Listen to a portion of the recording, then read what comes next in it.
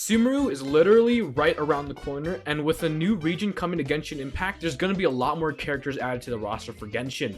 And I just have to say, some of these characters, oh man, oh boy, oh man, who is she? Who's her? What is him? They're so cool, oh my god, they're so hot!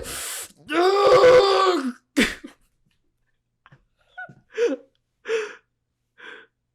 Anyways, before that, here's all the characters in Genshin Impact, Cryo Edition. Shenhe, auntie of Chongyun. She's an Adepti disciple who is really strong. Seriously, the lore about her is insane, though her backstory is extremely sad. Seriously, going through some of these characters for this review was actually pretty freaking dark for some backstories, with some having redemption and trying to fix the family name, Eula. Anyways, believe it or not, her playstyle is actually more of a support role, increasing cryo damage insanely well, so her comps would play well with freeze comps with Ayaka and Shinchu, and all that jazz. She's mainly sub DPS, as her buffing role is already quite strong, using the polearm as her main weapon. Now I give her a solid A tier for her kit in the playstyle, but that fashion, that design, this. That's quite big. Impressive. Like, dude, why is she so freaking hot, dude? What is this design? What is with those hips? And these red tassels aren't even for show either. They actually have a purpose. They're restraining tassels, limit breakers. Bro, what is this design? 10 out of 10, dude. 10 out of 10. Holy. God damn. Aloy from Horizon Zero Dawn.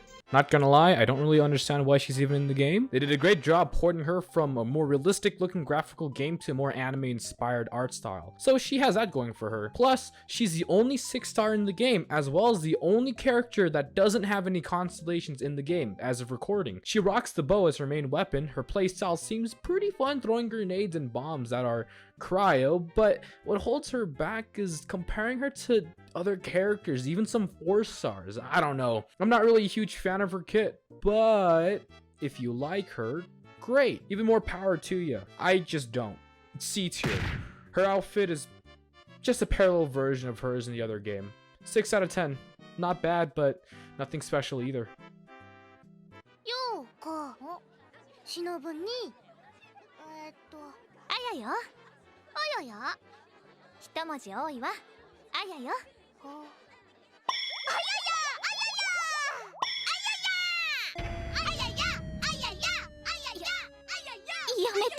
Ayaka, the daughter of the Yashio Commission's Kamisato clan. She's as swell as her lore says, raised up with high morale and ways of fighting that barely anyone can compare towards. She's a main DPS and boy does she hurt.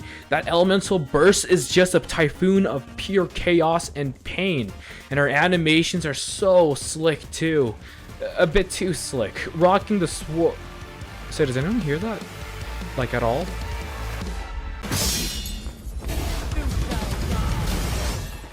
I am the storm that is approaching, provoking black clouds in isolation. I am reclaimer of my name. Born in flames, I have been blessed. My family presses a demon of death. Anyways, her outfit's pretty okay to be honest, though her forehead can fit her whole entire constellation on it. It's a nice dress with ornaments around it. 7 out of 10 design. Very lovely. S tier damage dealer. Eula, the Spindrift Knight. I remember how she got cancelled on Twitter due to her backstory. Her family used to own slaves, but she herself was opposed to it. Going against the family and trying to clear her name, as she's better than her family's twisted morals, though Twitter doesn't really care. Anyway, she's a main DPS in a way of just straight up nuking enemies with a highly delayed explosion. She uses claymores as her main weapon, though she's cryo, but don't let that fool you. She's straight up a mega physical monster. Seriously, a physical DPS monster. Literally able to just one-shot and nuke so many enemies. It's insane. And okay, dude, seriously, what is with the crowd characters' designs? Seriously, just look at her. The hair, the leggings, the high heels, the thigh gap. 10 out of 10 design. S tier DPS. Rosaria, a sister from the church, though she doesn't really look like it that much. She's a good sub DPS as her elemental burst applies great cryo effects and as well as damage over time in a nice area. She uses a polearm as her main weapon of choice, but overall she's decent in the sub DPS category. And her design, my goodness, this attire, this design. Now, she got a redesigned skin due to the base one being a bit too spicy. The new one shows a bit less, covering up more, but I still think both of them are equally good. 9 out of 10 design, B tier.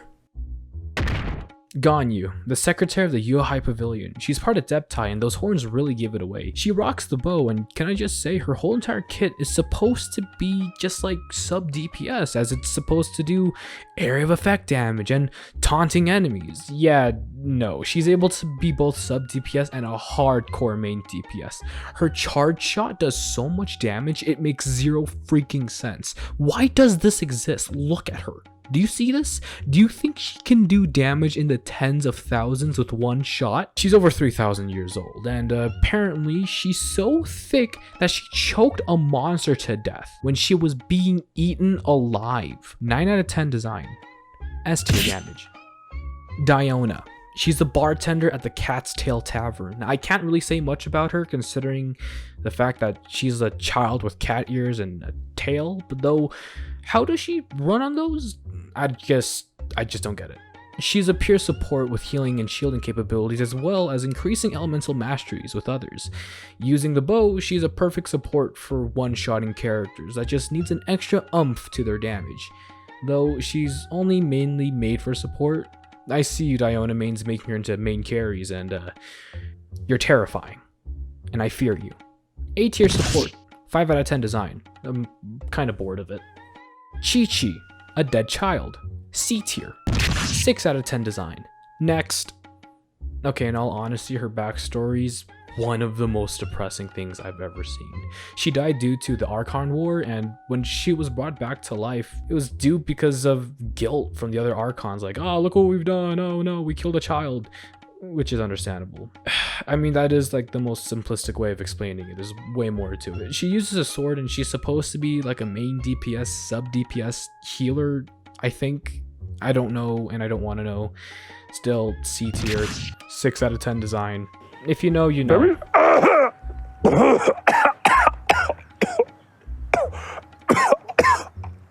Her hat's kind of cute though. That's nice, I guess. Chongyun, the exorcist that exorcises evil spirits. He's the nephew of Shenhe. Can you tell? Making this, I noticed that there weren't any trailers for him, so that was fun. He's the first character I've ever gotten in Genshin Impact when I first rolled, besides Noelle. The sweet memories before my wallet died.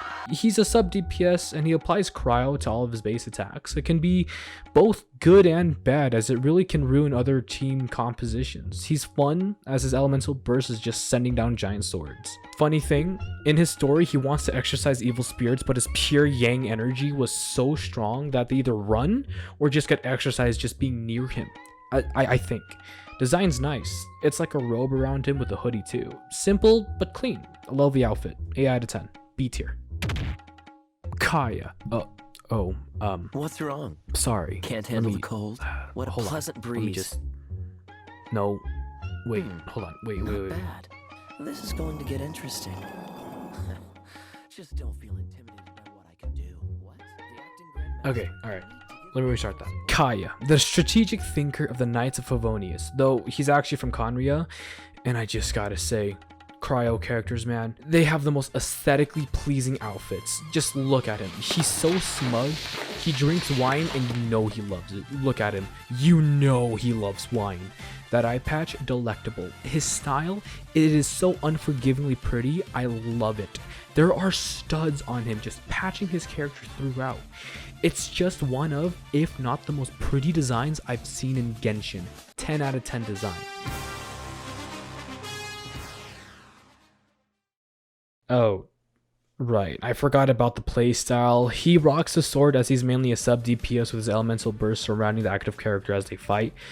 You know, doing DPS during the duration of it. The damage is alright, as he's one of the first 4-star characters given to you at the very beginning of the game. This man was given to you for free. This is a crime. He's alright. in the damage compartment. I wouldn't write anything insane about it. Though, what truly makes a character good are the artifacts. B tier. 10 out of 10 design. Still, beautiful. And that's it. Those are all the cryo characters in Genshin Impact before Sumeru comes out. Now I just hope that I am able to make the other elements before it comes out. So I should really stop procrastinating. Bye-bye!